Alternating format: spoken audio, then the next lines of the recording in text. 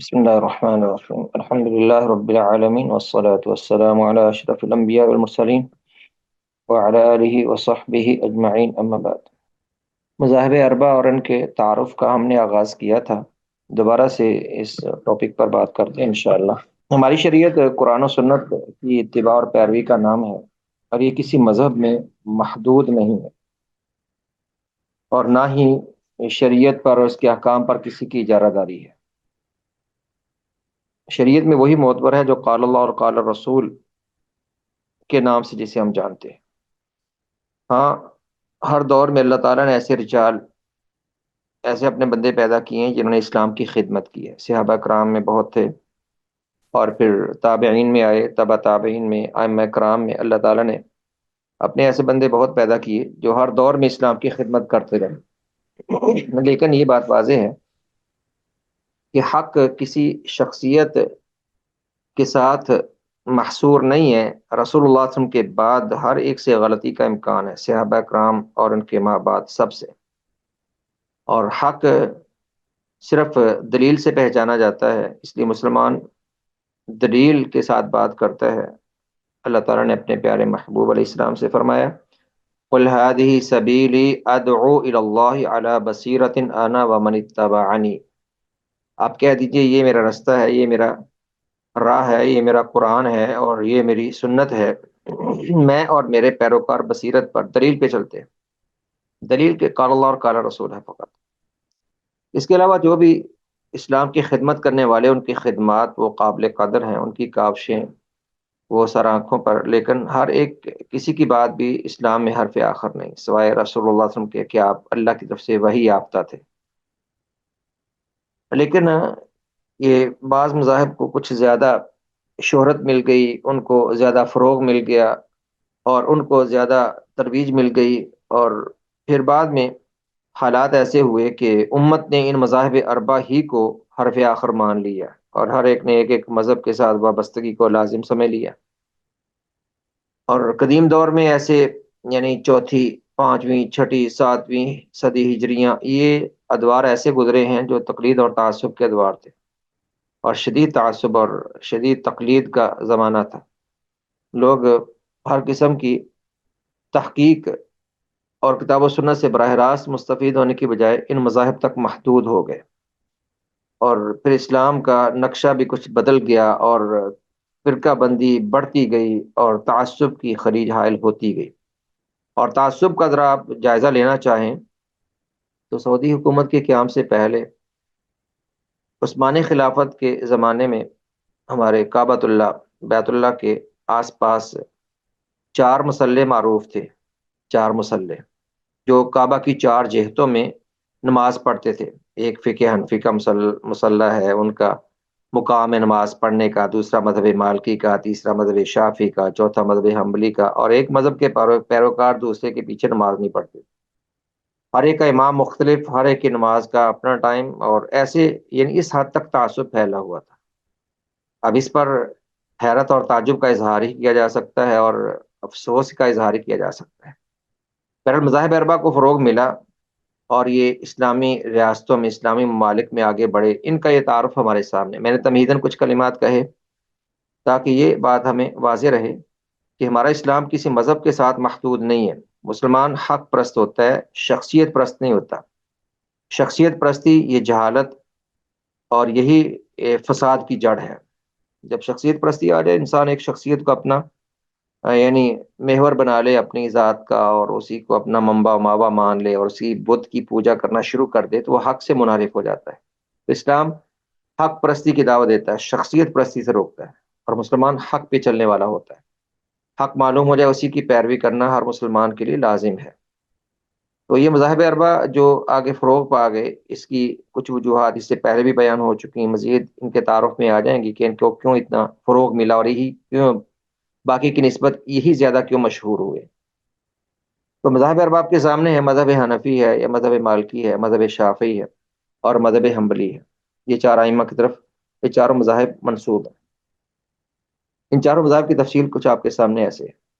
سب سے پہلے مذہب حنفی، کیونکہ سب سے پہلے مذہب حنفی کا اس لیے ذکر کیا جاتا ہے کہ زمانے کی ترتیب میں یہ مذہب سب سے پہلے، کہ اس مذہب کے جو امام ہیں وہ سب سے پہلے ہیں کہ امام ابو حنیفہ رحمہ اللہ، جانتے ہیں 80 ہجری کو ان کی ولادت ہوئی ہے، 150 تک ان کا زمانہ ہے۔ تو اس کے بعد، ان کے بعد باقی سارے ائمہ آئے، اور پیچھے ائمہ کا تعارف ہم نے پڑھ لیا ہے۔ تو مذاہب اربعہ میں سب سے قدیم مذہب یہ مذہب حنفی ہے۔ اس کی نشو و نما کوفہ میں ہوئی، کیونکہ کوفہ ہی میں امام ابو حنیفہ رحمہ اللہ کی ولادت ہوئی، تو وہیں سے اس مذہب کا پھر آغاز ہوا، کیونکہ اس کے امام ابو حنیفہ اس علاقے سے تعلق رکھتے تھے۔ پھر رفتہ رفتہ یہ مذہب پورے عراق میں، اور پھر مصر، فارس، بخارا، بلخ، روم، فرغانہ، ہندوستان کے اکثر حصے اور یمن کے کچھ حصوں میں پھیل گیا۔ اب اکثر اسلامی ممالک میں یہی مذہب رائج ہے۔ اس مذہب کے پیروکار اہل الرائے کہلاتے ہیں۔ یہ ہم سب وضاحت کر چکے ہیں، اہل الرائے ان کا منہج کیا تھا، اہل الحدیث سے تھوڑے مختلف تھے۔ انہوں نے اپنے مسائل کی بنیاد قیاس اور اجتہاد پر زیادہ رکھی، اور معقول کو زیادہ مانتے تھے، منصوص نصوص کی بجائے معقول پر ان کا زیادہ انحصار ہے۔ اس کی وجہ کہتے ہیں کیونکہ عراق میں حدیثیں کم پہنچنے کی وجہ سے انہوں نے زیادہ تر قیاس کرنا شروع کر دیا۔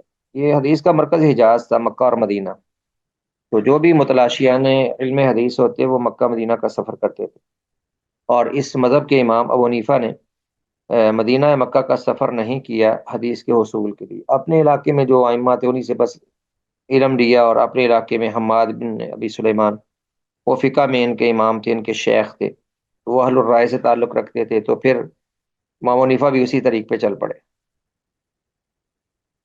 کہتے ہیں کیونکہ عراق میں حدیثیں کم پہنچنے کی وجہ سے ان لوگوں نے بہت زیادہ قیاس کرنا شروع کر دیا، اور یہ لوگ اہل قیاس یا اہل الرائے کہلانے لگے۔ لیکن ان کے امام بھی قیاس کے بہت بڑے ماہر تھے۔ اس مذہب کی زیادہ بنیاد اسی پر ہے، اور یہ محض دعویٰ نہیں ہے۔ اگر آپ فقہ حنفی کی کتب پڑھیں، ہم نے تو بہت سی پڑھی بھی ہیں اور پڑھائی بھی ہیں۔ اس مذہب کی اہم ترین کتاب الہدایہ، جو مذاہب مدارس میں عام طور پہ پڑھائی جاتی ہے، ہم اپنے مدارس میں بھی کچھ پڑھاتے ہیں مذہب حنفی کے تعارف کے لیے، اس مذہب کا تعارف ہو طلباء کو، اور پتہ ہو کہ ان کی اصل بنیاد ہے کیا۔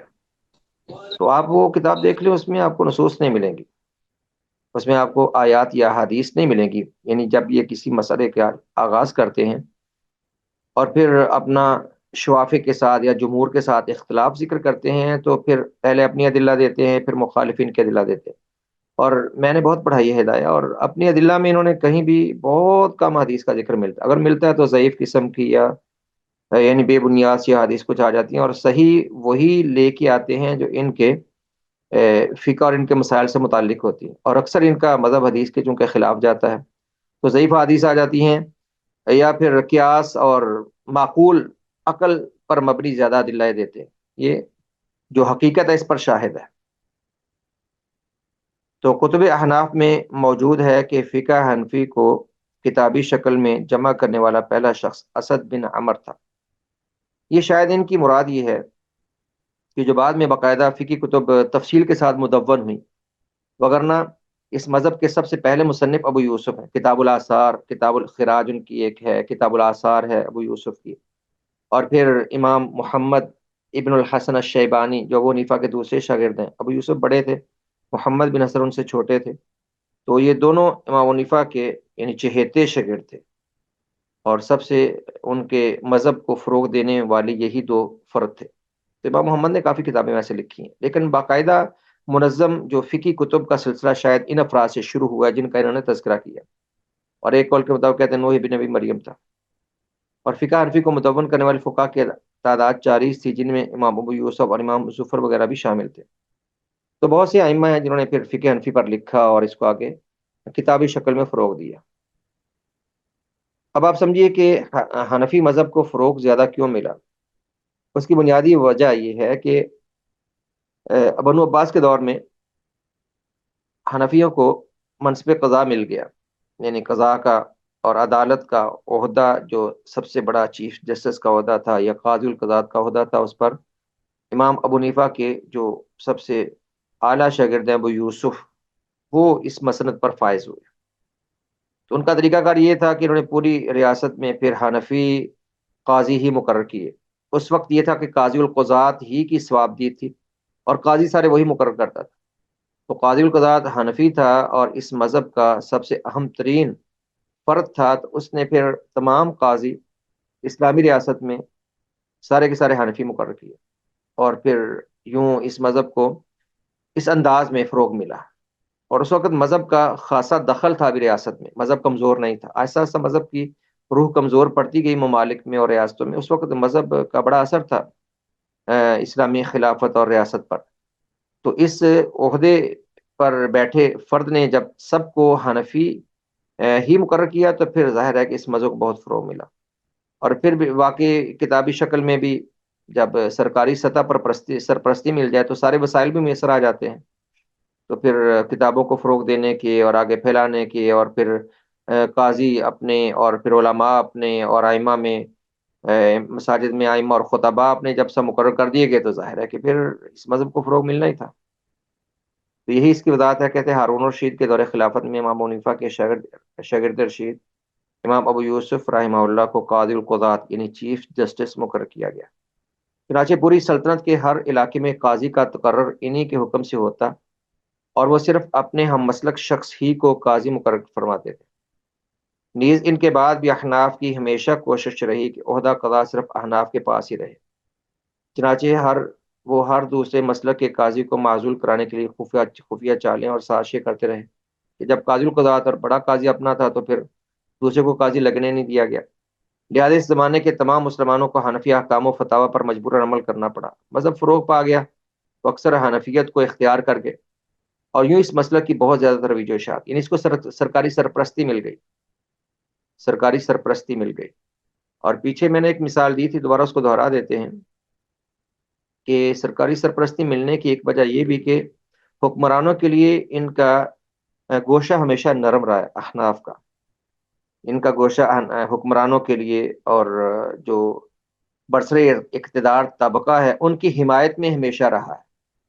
اس کی ایک مثال جیسے حنفیوں کا مشہور موقف ہے کہ مکرہ کی طلاق واقع ہو جاتی، جس شخص سے جبر و تشدد کے ذریعے طلاق لے لی جائے، ان کے مذہب میں اس کی طلاق واقع ہو جاتی، جبکہ باقی تمام ائمہ کا اور سب کا موقف یہ ہے کہ جبر و تشدد سے لی گئی طلاق واقع نہیں ہوتی۔ یعنی اگر کسی شخص کو مارا جائے، پیٹا جائے، یا اس کو گن پوائنٹ پر کہا جائے دے اپنی بیوی کو طلاق، ورنہ تجھے قتل کر دیا جائے گا، اسے پتا ہے کہ میں مارا جاؤں گا، اور وہ اس جبر و تشدد اور قتل ہونے کے خوف سے کہتا ہے ٹھیک ہے میں اپنی بیوی کو طلاق دیتا ہوں، تو سب کا موقف یہ ہے کہ ایسی طلاق نہیں ہوتی، اور عقل بھی اسی کا تقاضا کرتی ہے اور ادلہ بھی اسی کا تقاضا کرتی ہے۔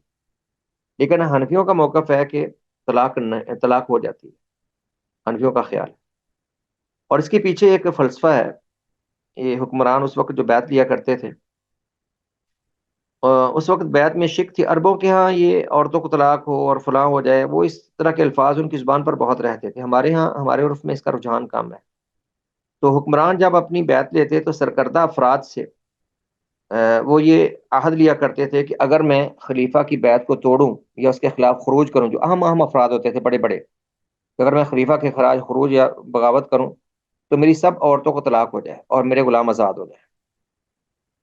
اس طرح کی وہ بیعت لیا کرتے۔ اور پھر جب ایسی بیعت لی جاتی تو حنفیوں نے فتویٰ دیا کہ اگر کوئی بیعت توڑے گا تو واقعتاً اس کی بیوی کو طلاق ہو جائے گی۔ تو لوگ اس خوف سے پھر خلیفہ کے خلاف کچھ بولتے نہیں تھے، یا کچھ خروج نہیں کرتے تھے، یا اس کے غلط کو بھی صحیح کہتے رہتے تھے کہ کہیں ہماری عورتیں مطلقہ نہ ہو جائے، عورتوں پر طلاق نہ آ جائے، یہ نہ ہو گھر ٹوٹ جائے اور ہمیں ان مسائل اور نقصانات کا سامنا ہو۔ اس کے خلاف امام مالک رحمہ اللہ اٹھے تھے، یہ اسی دور میں، بنو عباس کے دور میں، اور انہوں نے اس کے خلاف جہاد کیا تھا اور کہا تھا کہ میں کہتا ہوں کہ مکرہ کی طلاق نہیں ہوتی، جبر و تشدد سے طلاق واقع نہیں ہوتی۔ اس وجہ سے امام مالک رحمہ اللہ پر تشدد بھی ہوا، ان کو بہت مارا گیا، ان کو رسوا کیا گیا بہت، لیکن انہوں نے اپنے موقف کو نہیں چھوڑا۔ لیکن حنفیت کا راج تھا تو حنفی فتویٰ یہی چلتا رہا، اور حنفی اور حدیث حنفیوں کی کتابوں میں یہ فتویٰ موجود ہے آج بھی، اور فقہ کی کتابوں میں ان کا اصول آج بھی موجود ہے، وہ اسی کے قائل ہے۔ امام بخاری رحمہ اللہ نے کتاب الحیل کے نام سے جو کچھ ہیلے ذکر کیے نا، احکام شریعت سے فرار کے لیے اور حرام کو حلال کرنے کے ہیلے ذکر کیے، وہاں پر امام بخاری رحمہ اللہ نام لیے بغیر ان کے موقف ذکر کرتے ہیں اور خوب ان کو لتاڑتے ہیں۔ انہوں نے اس طرح کی باتیں کہی، کہتے ہیں کہ یہ لوگ کہتے ہیں کہ جبرن طلاق واقع ہو جاتی ہے، اور ان کے ہاں جبری نکاح بھی ہو جاتا ہے۔ یعنی کیا؟ کسی جس کی بیوی پسند آئی جبرن اس شخص سے گن پوائنٹ پر طلاق لے لو، اور عورت اگر نکاح پر رضامند نہیں ہے تو جبرن گن پوائنٹ پر اس سے نکاح کر لو، اور ان کے ہاں نکاح وہ بالکل صحیح ہے، وہ نکاح صحیح ہے، اور وہ اسی کی بیوی ہوگی، اور اس سے اس کا تعلق اور اس کو بیوی کے انداز میں گھر میں رکھنا حلال ہے۔ یہ ان کے فتوے موجود ہیں۔ تو یوں انہوں نے چونکہ حکمرانوں کی اپنے فتاوا کے ساتھ خدمت کی، اس لیے ان کو یوں پروموٹ کیا گیا، اور یوں یہ ان کا راج ہوتا گیا۔ آج بھی اگر آپ دیکھیں نا، آج کل کے ہمارے حالات میں یہ جو اسلامی بینکنگ کے نام سے ایک نیا فتنہ شروع ہوا ہے، اس کے پیچھے، اس کے جواز کے پیچھے، اور یہ جو بیمہ پالیسی ہے یا انشورنس ہے، اس کے جواز کے پیچھے ان لوگوں کے پاس، اسلامی بینک والوں کے پاس اور انشورنس والوں کے پاس، بیمہ پالیسی والوں کے بڑے فتوے ہوتے ہیں ان کے پاس، اور فتوے سارے حنفی علماء کے ہیں۔ اور سب سے بڑا ان کا فتویٰ دینے والا اس پر وہ تقی عثمانی ہے، جو کراچی میں ان کا پوپ ہے، سب سے بڑا ان کا جو عالم سمجھا جاتا ہے تقی عثمانی، اس کے سارے فتاوی اسلامی بینکنگ پر، اور وہ اس پر بہت وصول کرتا ہے ان سے، بڑے بڑے وہ تنخواہیں اور بڑے نذرانے اور بڑے معاوضے لیتے ہیں۔ تو یوں سود کے جواز پر ان لوگوں کے فتاوے ہیں، اور ہماری نظر میں تو یہ جو انشورنس کے سسٹم ہے اکثر، اور بیمہ پالیسیاں اور یہ بینکنگ، ان کو اسلامی نام دو یا غیر اسلامی نام دو، یہ ساری ایک ہی چیز کے مختلف نام ہیں، اور سب سودی ہیں، یہ ان میں کوئی جواز نہیں ہے۔ تو خیر آج بھی یعنی اس طرح کے فتاوے حنفیوں سے اکثر مل جاتے ہیں ان کے مذہب میں، یعنی ان کے بڑوں سے ان کو لچک ملی ہے۔ تو اس مذہب کی ترویج و اشاعت، سرکاری سرپرستی اور حکمرانوں کے من پسند فتاوی اور ان کی خدمت کی وجہ سے پھر مذہب بہت آگے پھیلا ہے۔ آگے ذکر ہے کہ مختلف ممالک میں جو حنفیت کی ترویج و اشاعت ہوئی، کچھ ممالک کے نام یہاں پر لکھے ہیں۔ ویسے حنفی فروغ کے اعتبار سے اور اشاعت کے اعتبار سے دنیا کا سب سے بڑا مذہب ہے۔ دو تہائی تقریباً ممالک میں، یا دو تہائی جو مسلمان ہیں وہ حنفی ہیں، 2/3۔ اور جن ممالک میں ان کا زیادہ راج ہے، زیادہ فروغ ہے، ان کے نام ہمارے سامنے ہیں۔ جیسے شمالی افریقہ کا وہ علاقہ جو لیبیا، تیونس اور الجزائر پر مشتمل ہے، مذہب حنفی سے پہلے کسی خاص مذہب کا پیروکار نہیں تھا۔ پھر اس علاقے میں سب سے پہلے مذہب حنفی لانے والے ابو محمد عبداللہ بن فروخ الفاسی حنفی تھے، لیکن اس مذہب کو غلبہ اس وقت حاصل ہوا جب اسد بن فرات بن سنان اس علاقے کے قاضی مقرر ہوئے، تو انہوں نے پھر اپنے قضاء کے عہدے کو یعنی حنفیت کے فروغ کے لیے استعمال کیا۔ ایک عرصے تک وہاں یہی مذہب غالب رہا، ان علاقوں میں، لیبیا، تیونس، الجزائر وغیرہ۔ لیکن جب اقتدار معز بن بادیس کے ہاتھ آیا تو اس نے مالکی مذہب کی اشاعت کی، چنانچہ آج بھی اس علاقے کی اکثریت مالکی مذہب پر ہی ہے۔ یعنی مغرب کے ان علاقوں میں، یہ مغربی علاقے قرار پاتے ہیں، لیبیا، تیونس اور الجزائر وغیرہ، ان علاقوں میں زیادہ پہلے حنفی مذہب تھا، اور بعد میں مالکی مذہب یہاں پر آیا ہے۔ اور مصر میں اس وقت حنفی مذہب ہی زیادہ ہے۔ مصر میں سب سے پہلے حنفی مذہب پہنچانے والا قاضی اسماعیل بن الیسع ہے، جسے عباسی دور میں 164 ہجری میں مصر کا قاضی مقرر کیا گیا۔ بعد ازاں عوام سے بعض مسائل میں اختلاف رائے کے پیش نظر اسے معزول کر دیا گیا، لیکن دیگر علماء و فقہا کے ذریعے یہ مذہب مصر میں فروغ پاتا رہا۔ فاطمی عہد میں انہوں نے اپنے ہم مذہب اسماعیلی شیعہ حضرات کو قاضی مقرر کیا۔ فاطمی دور یہ تاریخ اسلام کا سیاہ اور بدترین دور ہے، جس میں شیعوں کا اسلامی سلطنت پر تسلط ہوا۔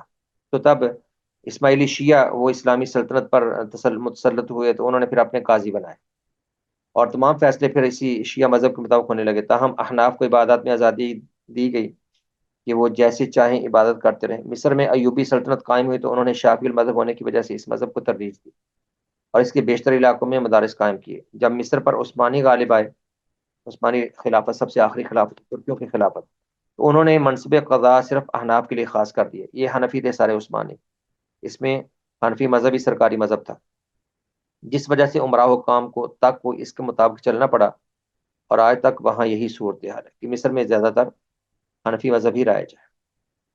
عصر حاضر میں مصری حنفی مذہب جن علاقوں میں پایا جاتا ہے ان کے نام آپ کے سامنے ہیں۔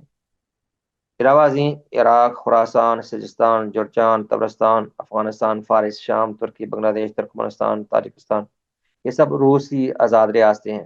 ترکمنستان، تاجکستان، قازقستان، اس کے علاوہ بوسنیا، البانیہ، برصغیر پاک و ہند میں اس مذہب کے پیروکار کثرت سے موجود ہیں۔ اور وہ علاقے جہاں پر یعنی اقلیت ہے مسلمانوں کی، جیسے چائنا ہے، چائنا میں بھی جو ہیں سارے حنفی ہیں، مسلمان تھوڑے ہیں لیکن ہیں جو، وہ سارے کے سارے حنفی ہیں۔ اس طرح Iran, Indonesia, Sri Lanka, Thailand, Malaysia, Burma, Saudi Arab اور برازیل وغیرہ میں بہت کم ہے۔ ایک اندازے کے مطابق احناف دنیا کے کل مسلمانوں کا 2/3 حصہ ہے۔ ہمارے بر صغیر میں، پاک و ہند میں حنفیت بہت ہے، لیکن ہمارے ہاں جو حنفیت ہے وہ کون سی حنفیت، اس کا ہم تھوڑا سا جائزہ لیتے ہیں۔ کیا یہ ابو حنیفہ کے پیروکار ہیں؟ یہ کیا مذہب حنفی پر ہیں یا کون سے مذہب پر ہے؟ یہ دیوبند کے مذہب اور بریلی کے مذہب کے فروغ سے پہلے ہندوستان میں مذہب حنفی ہی کا پرچار تھا، وہ حنفیت ہی کو مانتے تھے۔ لیکن جب یہ دو مکتبے فکر شروع ہوئے، ماضی بعید میں، وہ اتنا بعید بھی نہیں ہے، ایک دیوبند سے، دارالعلوم دیوبند سے، جو قاسم ننوتوی اور اسی طرح جو دیگر ان کے رفقا تھے، انہوں نے دیوبندی مکتب فکر سے اپنے علماء کو جب پیدا کرنا شروع کیا انگریزوں کے دور میں، اپنی علم کے فروغ کے لیے دارالعلوم دیوبند بنا، اور وہاں پہ کے جو بھی فاضلین تھے وہ دیوبند کی طرف منسوب ہوتے تھے۔ ان کے فاضلین دارالعلوم دیوبند کے وہ پھر ہندوستان میں، اور اس وقت پاکستان تو بنا نہیں تھا، پھیل گئے، تو ان کے ماننے والوں کو دیوبندی کہتے ہیں۔ دیوبند ہندوستان کا شہر ہے ایک، دیوبند۔ تو دارالعلوم دیوبند آج بھی ایک بہت بڑا مدرسہ دارالعلوم دیوبند کے نام سے، اب تو باقاعدہ یونیورسٹی بن چکی ہوگی، بہت بڑا ادارہ ہے ان کا۔ تو وہاں کے فاضلین وہ جب دنیا میں پھیلے، یعنی جب ہندوستان میں پھیلے پورے میں، تو ان کے ذریعے جو مذہب آگے بڑھا اس کو مذہب دیوبند کہتے ہیں۔ اور ان کے ساتھ ہی ہندوستان بریلی کا علاقہ ہے، بریلی کا علاقہ، تو بریلی میں اٹھے ہیں احمد رضا بریلوی، جو شیعیت کے بڑے قریب تھے اور بڑے منحرف تھے اپنے عقائد میں۔ اگر آپ نے ان کے عقائد پڑھنے ہوں دیوبندیہ کے یا بریلویہ کے، تو علامہ احسان الہی ظہیر رحمہ اللہ کی 2 کتابیں ہیں، بریلویہ اور دیوبندیہ۔ اس میں انہوں نے پورا اس مذہب، ان کے مذاہب کا پوسٹ مارٹم کیا ہے، ان کی حقیقت کھولی ہے، ان کے عقائد کا ذکر کیا، اور نیٹ پر ساری چیزیں ان کی موجود ہیں، ان کے عقائد کیا ہیں، ان کے نظریات کیا ہیں۔ اگر دیوبندیت کی ہم مزید یعنی تفصیل میں جائیں تو یہ لوگ، ان کے پھر 2 فرقے ہیں، ایک حیاتی اور ایک مواتی۔ ہمارے ہاں 2 فرقے پائے جاتے ہیں۔ حیاتی وہ نبی اسلام کی حیات کے اور مردوں کی حیات کے قائل ہیں، اور یہ بریلویوں کے قریب ہیں، ان کے اندر شرک ہے بریلویوں کی طرح۔ اور میواتی وہ نسبتاً کم ہے شرک میں، لیکن ان کے مذہب میں نظریاتی طور پر بڑا الحاد ہے، نظریاتی طور پر بڑا عجیب و غریب ان کا سسٹم ہے، اور تعصب میں یہ بریلویوں سے کہیں بڑھ کے ہیں، بہت متعصب ہے۔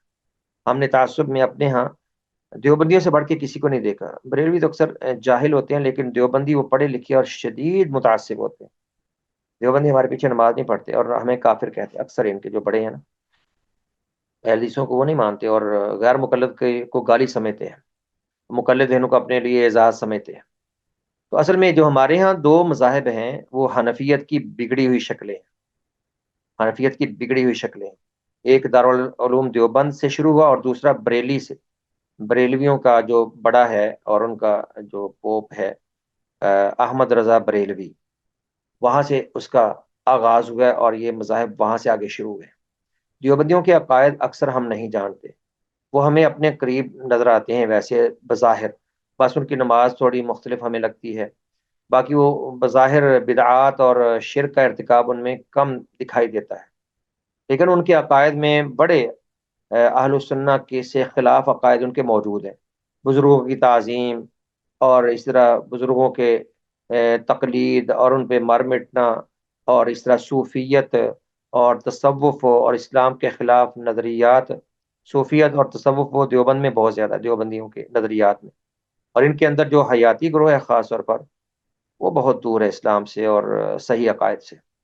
اور اگر بریلیوں کی بات کریں تو بریلی تو آپ جانتے ہیں کیسے ہیں، احمد رضا بریلوی، اس کے مذہب کو ہم بریلوی مذہب کہتے ہیں، اور بریلیوں کے بہت سے فرقے ہیں، ان میں قادری ہیں، نقش بندی ہیں، ان میں رضوی ہیں۔ رضوی اصل میں ہیں جو احمد رضا کی طرف منسوب ہے، ان کا نام تھا احمد رضا۔ احمد رضا سے رضوی جو مذہب ہے نا، جو رضوی مسلک ہے بریلویوں کے اندر، یہ سب سے خطرناک مسلک ہے، اور یہ بڑے بد زبان ہوتے ہیں۔ احمد رضا کی اپنی زبان بہت غلیظ تھی، اس کی کتابیں دیکھیے تو وہ بہت غلیظ الفاظ اور بڑے گالیاں دیتا ہے وہ اہل حدیثوں کو اور اپنے مخالفین کو، اس کی اپنی زبان بھی ایسی تھی۔ تو جو رضوی ہیں بریلیوں میں خاص طور پر، یہ ان کی زبان بڑی غلیظ ہے، اور یہ بہت گالیاں بکتے ہیں حدیثوں کو، اور اسٹیجوں پہ گالیاں دیتے ہیں۔ رضوی جو ان کا فرقہ ہے، رضوی کچھ موجود ہیں جیسے پیچھے وہ تحریک لبیک کا بڑا تھا، رضوی تھا، وہ مر گیا پیچھے، اب اس کا بیٹا اس کی اب، تو رضوی یہ بڑے متشدد ہیں، اور یہ کہہ لیں کہ سالک میں جو متشددانہ اور اپنے مخالفین کے خلاف انتہائی خطرناک عزائم رکھتے ہیں، یہ رضوی ہوتے ہیں۔ باقی ان میں نقش بندی ہیں، ان میں قادری ہیں، ان میں اور کئی کچھ ہیں، تو یہ بریلوی، اب ان کے مذہب کی بنیاد یہاں پہ ہندوستان سے ہوئی ہے، اور یہ اصل حنفیت پر نہیں ہے۔ میں مزید تھوڑا سا اس ٹاپک پہ بات کروں گا انشاءاللہ، تاکہ ہمیں عصر حاضر کے ہمارے حنفیت کی طرف منسوب لوگوں کا بھی تعارف ہو جائے۔ عصر حاضر میں ہمارے ہاں جو حنفیت ہے، یہ کون سی حنفیت ہے؟ تو میں نے بتایا آپ لوگوں کو کہ یہ اصل میں حنفیت کی بگڑی ہوئی شکلوں، دیوبندیت اور بریلویت کی طرف منسوب لوگ ہیں، اور یہ اصل حنفی نہیں ہے۔ اگر ہم عقائد و نظریات اور بدعات کے اعتبار سے دیکھیں تو ان مذاہب میں، یعنی جو حنفیت، بریلویت یا دیوبندیت کے نام سے ہمارے ہاں موجود ہے، ان کے عقائد میں بڑا انحراف ہے۔ یہ اکثر قبوری ہیں، پیر پرست ہیں، قبر پرست ہیں، اور غیر اللہ کی تعظیم کے قائل ہیں، اور ان کے اندر اور بہت سے قباحتیں ہیں۔ یہ اصل میں قباحتیں ساری دیوبندیہ اور بریلویہ سے آئی ہیں، دیوبند اور بریلی سے آئی ہیں۔ اصل مذہب حنفی کے عقائد میں کوئی انحراف نہیں ہے۔ ہمارے بڑے فاضل دوست تھے وہاں پہ سعودیہ میں، انہوں نے ایک دکتورا یعنی پی ایچ ڈی کا مقالہ پورا لکھا ہے، 3 جلدوں میں میرے پاس موجود ہے وہ۔ اس کا عنوان یہ ہے جہود علماء الحنفیہ فی ابطال عقائد القبوریہ، کہ علماء حنفیہ، جو قدیم علماء حنفیہ ہیں، یعنی یہ دیوبند اور بریلی کے فتنے سے پہلے جو قدیم علماء حنفی ہیں، انہوں نے تو قبوری یعنی قبر پرستی فرقے کے رد میں کتنی کوششیں کی ہیں، کہ عقائد کے صحیح عقائد کے فروغ میں حنفیوں کی بڑی خدمات ہیں۔ امام ابو حنیفہ کے عقیدہ میں کوئی شرک نہیں ہے، اور ان کے عقیدے میں عمل میں کوئی بدعات نہیں، عقیدہ میں شرک نہیں اور عمل میں بدعات نہیں ہے۔ ہاں، جمہور کے ساتھ کچھ عقائد میں ان کا اختلاف ہے، لیکن اس کے بڑے خطرناک اثرات مرتب نہیں ہوتے۔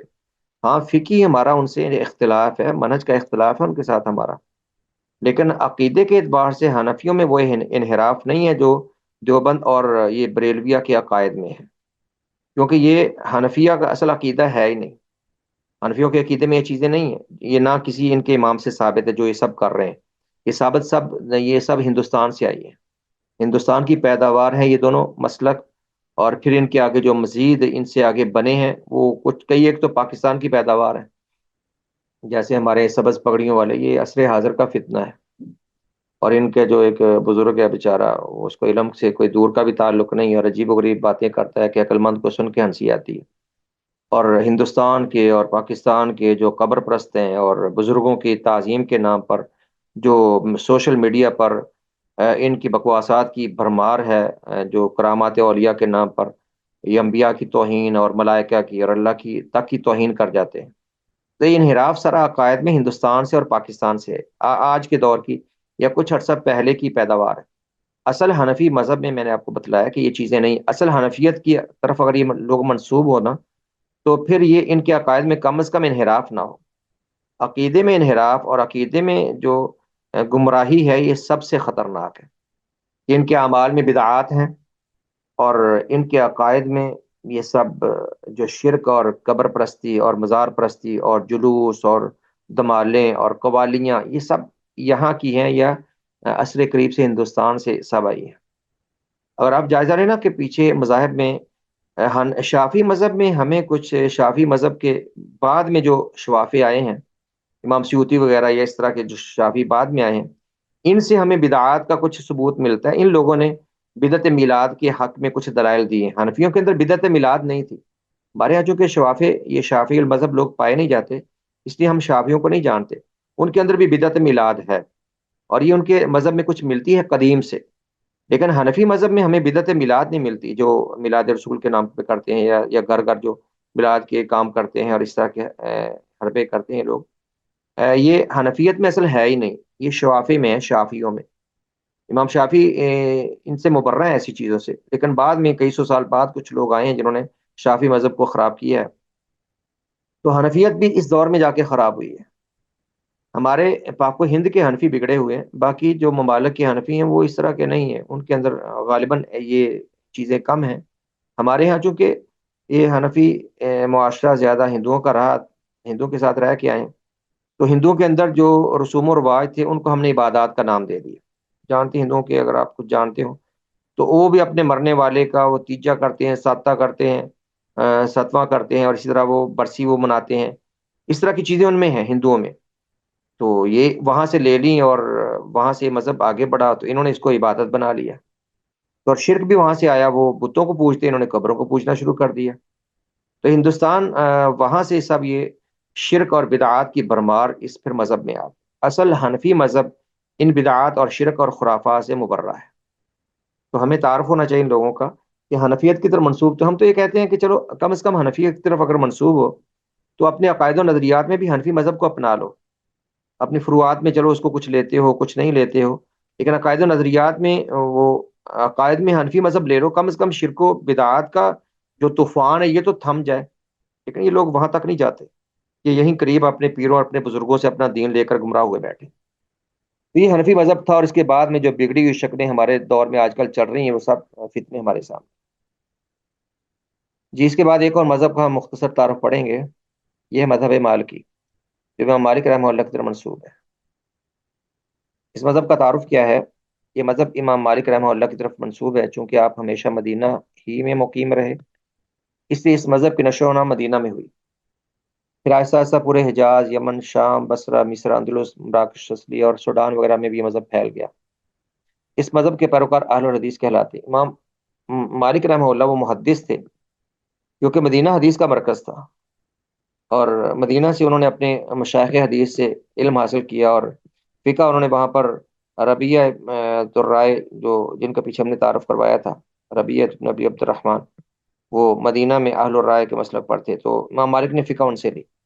تو یہ امام مالک کا مذہب پھر حدیث اور فقہ کا امتزاج بن گیا، لیکن اس مذہب پر حدیث کا زیادہ ہمیں غلبہ نظر آتا ہے، کیونکہ اصل اس مذہب کی وہ اہل الرائے سے نہیں ہے بلکہ اہل الحدیث سے ان کی شناخت ہے۔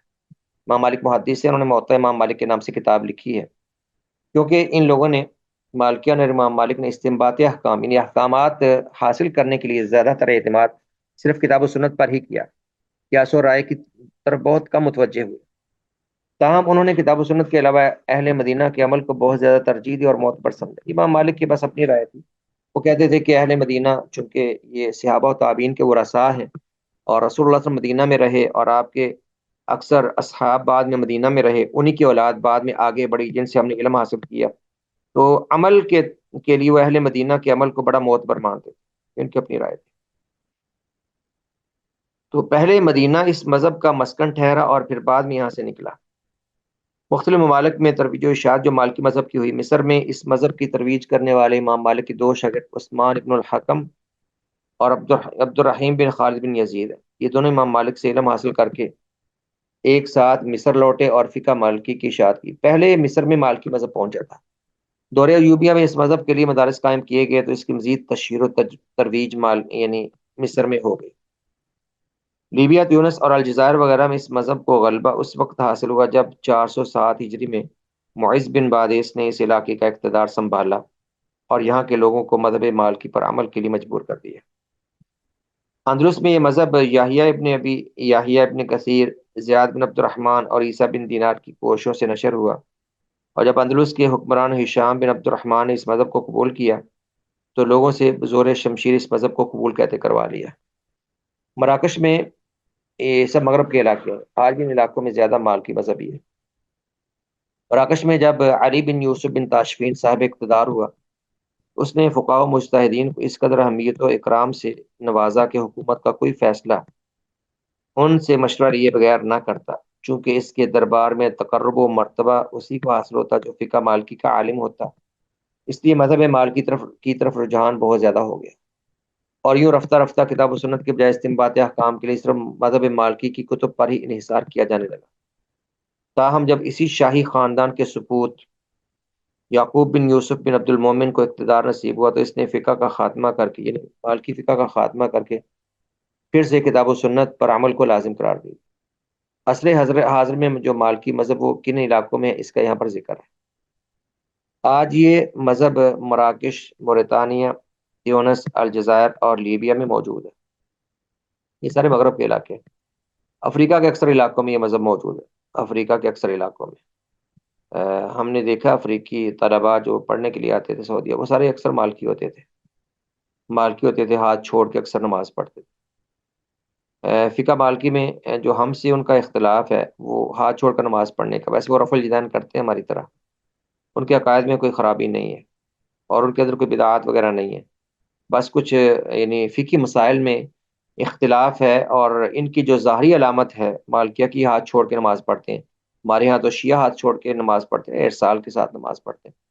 مالکیہ بھی اکثر ایسے ہی نماز پڑھتے ہیں۔ اس کی وجہ یہ ہے، امام مالک نے ویسے ہاتھ چھوڑ کر نماز پڑھنے کو کوئی فقہی طور پر ذکر نہیں کیا، لیکن جب امام مالک رحمہ اللہ پر تشدد ہوا تھا، ان کے اسی موقف کی وجہ سے جو میں نے پہلے ذکر کیا کہ حنفیوں کے اس فتویٰ کے خلاف امام مالک رحمہ اللہ نے جب جد و جہد کی اور کہا کہ مکرہ کی طلاق نہیں ہوتی، یہ ایسے جبر و استبداد کا خاتمہ کیا جائے، تب امام مالک پر بڑا تشدد ہوا۔ ان کے بازو وہ ہاتھ کہتے ہیں وہ نکل گئے تھے، ہاتھ ٹوٹ گئے تھے، تو وہ ہاتھ باندھ نہیں سکتے تھے، تو یوں ہاتھ نیچے لٹکا کے نماز پڑھتے تھے۔ تو وہاں سے اپنے امام سے مالکیوں نے یہ مسئلہ لے لیا اور یوں مالکی ہاتھ چھوڑ کے نماز پڑھتے۔ باقی ظاہراً یہ ہم سے کسی مسئلہ میں کوئی مخالف نہیں ہے، اور حدیث ہی ان کا زیادہ مذہب ہے۔ موطا امام مالک وہ حدیث اس مذہب کا سب سے پہلا مرجع ہے۔ باقی ظاہر ہے کہ انسان ہونے کے ناطے ہلکی پھلکی غلطیاں تو ہر ایک کے اندر آتی ہیں، لیکن اس مذہب کی بنیاد و حدیث پر ہے۔ کہتے ہیں آج یہ مذہب مراکش، موریتانیہ، تیونس، الجزائر اور لیبیا میں موجود، اور ان علاقوں میں اس مذہب کے پیروکار کثرت سے ہیں۔ تاہم مصر، سوڈان، لبنان اور حجاز میں بھی ان کی اقلیت موجود ہے۔ کہتے ہیں 1930 میں لگائے گئے اندازے کے مطابق اس مذہب کے پیروکاروں کی تعداد 40 کروڑ تھی، 4 کروڑ تھی سر، 4 کروڑ تھی۔ ہمارے ہاں حنفی مذہب کے علاوہ کوئی اور مذہب نہیں پایا جاتا، اس لیے ہمارا حنفیوں سے اکثر سامنا ہوتا ہے، اور اس مذہب میں جو کچھ ہے ہمارے سامنے ہے۔ باقی جو دیگر مذاہب میں جو ہم نے مذہب مالکی کا ذکر پڑھا، میں نے کہا کہ ان کے عقائد و نظریات میں ہمیں ایسا خلل نظر نہیں آیا۔ ہم نے ان طلباء سے ملے ہیں، ان کو دیکھا ہے، اور ان کے اعمال کو دیکھا ہے، ان کے حالات کو دیکھا ہے، تو ان میں ایسی چیزیں نہیں ہیں۔ اور ویسے سعودیہ میں چونکہ سعودی خود ہمبلی ہیں، تو سعودیہ میں رہتے سعودی علماء کہتے تھے کہ اگر آپ کے علاقوں میں حنفی ہیں تو آپ ان سے اتنا اختلاف کیوں کرتے ہیں؟ کہتے کیا ہوا کسی ایک امام کے اگر وہ پیروکار ہیں تو امام کے پیروکار ہونے میں کیا غلطی ہے؟ کیونکہ سعودیہ والے اکثر خود ہمبلی ہیں، اور وہاں پر جو ریاستی یا سرکاری مذہب ہمبلی ہے۔ تو ہم نے ان کو بتلایا، اور ویسے وہاں پر جو اصل شعور ہمارے حنفیوں کا دیا ہے وہ شیخ احسان الہی ظہیر رحمہ اللہ نے دیا ہے۔ یہ وہیں سے پڑھے، اور انہوں نے جب یہ 2 کتابیں لکھی اور بھی دیگر مذاہب پر انہوں نے کتابیں لکھی، مذاہب میں بڑے ماہر تھے، وہ بڑے چوٹی کے عالم تھے علامہ احسان رحمہ اللہ۔ تو انہوں نے عربی میں یہ کتابیں لکھ کر سعودیہ میں پھر ان لوگوں کا تعارف کروایا، پھر ان کو سمجھ آئی کہ یہ بریلوی اور دیوبندیہ کیا ہے اور ہم ان کی کیوں مخالفت کرتے ہیں۔ تو مخالفت برائے مخالفت نہیں ہوتی، مخالفت اصل نظریات اور بنیادی اصولوں کی گمراہی پر ہوتی ہے، اور اصولوں پر ہم سمجھوتا نہیں کر سکتے۔ جب اصولوں میں انحراف ہو تو ان پہ سمجھوتا نہیں ہوتا۔ تو مالکی مذہب میں میں نے کہا کہ ارسال سے بس نماز پڑھتے ہیں، اگر آپ نماز میں ہاتھ باندھنے کی بجائے ہاتھ چھوڑ دیتے ہیں تو یہ فقہی طور پر کچھ مذاہب اس کے ہلکے پھلکے قائل ہیں، لیکن یہ کہ اتنا بڑا مسئلہ نہیں کہ اس کو کفر اسلام کا مسئلہ بنایا جائے۔ ہمارے ہاں جو کیونکہ عوامی سطح پر جو اختلافات ہیں نا، ہم سمجھتے ہیں ہمارا اختلاف حنفیوں سے وہ رفع الدین کرنے یا نہ کرنے میں ہے، یا اونچی آواز سے آمین کہنے میں ہے، یا فاتحہ خلف الامام میں۔ یہ ہمارے بنیادی مسائل نہیں ہیں۔ ہمارے بنیادی مسائل وہ عقائد کے میں اختلافات ہیں، اور ہمارا سب سے بنیادی مسئلہ وہ تقلید کا ہے کہ تقلید کو انہوں نے دین مان لیا۔ بنیادی مسئلہ وہ خرابی کا وہ تقلید سے شروع ہوتا ہے، یہ ہمارا بنیادی مسئلہ۔ لیکن عوام میں کچھ مسائل مشہور ہو گئے، اور ان میں کچھ مسائل وہ زیادہ شہرت پا گئے، تو عوام نے ان مسائل کو اختلاف کی بنیاد مان لیا۔ ان مذاہب سے اور خاص طور پر ہمارے ہاں پائے جانے والے حنفیوں سے ہمارا اصل اختلاف وہ شخصیت پرستی کا ہے۔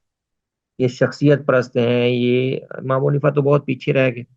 آج کے دور میں انہوں نے بہت سے اپنے پیر، اپنے بزرگ، اپنے پیشوا، اپنے امام بنا لی اور ان کے پیچھے چلتے ہیں، ان کی حرکات کو یہ اصل دین سمجھتے ہیں۔ تو اصل تقلید کا فتنہ ہے جس نے بربادی اور شخصیت پرستی کی راہ کھولی، اور اس کے علاوہ پھر بدعات کا فتنہ، خرافات کا اور شرک کا اور خلاف اسلام رسومات کو دین کہنے کا، یہ فتنے اصل اختلافات کی جڑ ہے۔